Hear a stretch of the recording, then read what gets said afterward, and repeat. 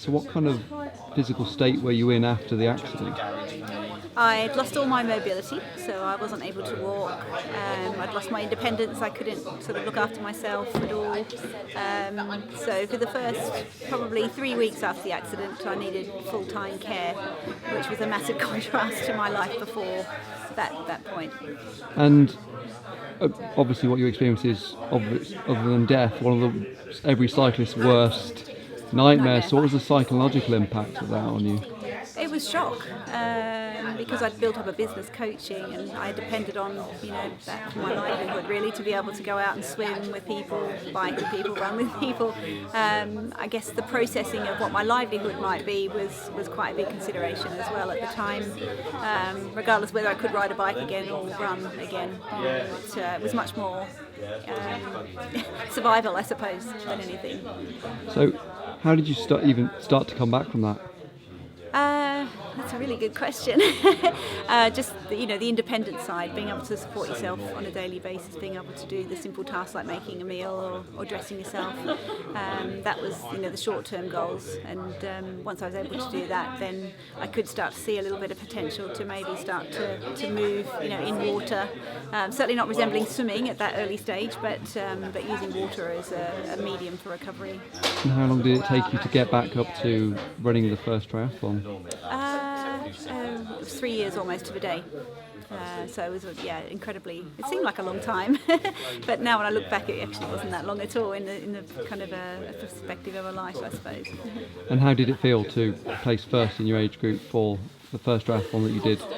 I still can't quite believe it, really. I think I was just happy to finish and get around the course and be able to sort of say to myself, well, here you are, you can swim, bike and run again. But to be in that kind of place was amazing.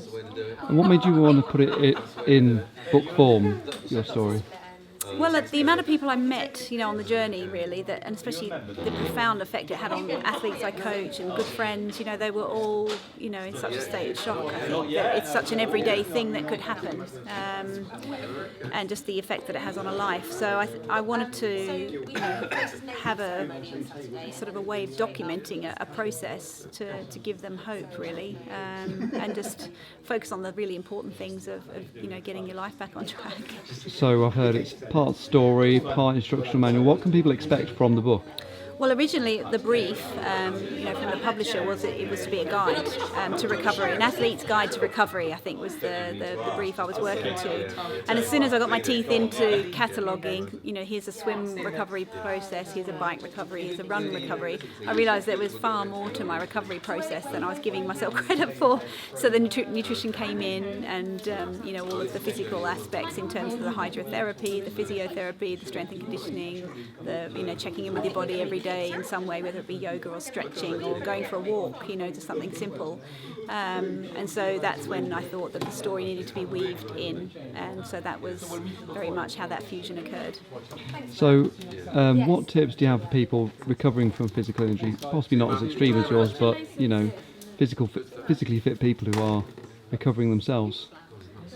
Patience, I think. The body will recover. I've absolutely no doubt about that. At the stage of life I was in, my early 40s when this happened, I've definitely proven to myself that if you give yourself enough time and you're determined just to keep getting up every day and going through those motions to get you to where you want to be, the body will get on the program.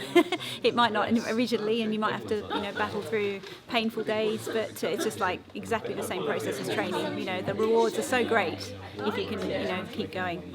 And where next for your sporting career as well? I'm going to try and line up for an Ironman race this year. So I'm doing a half Ironman in 4 weeks' time, and then I'm hoping to get back on a start line of a full distance Ironman in the late summer.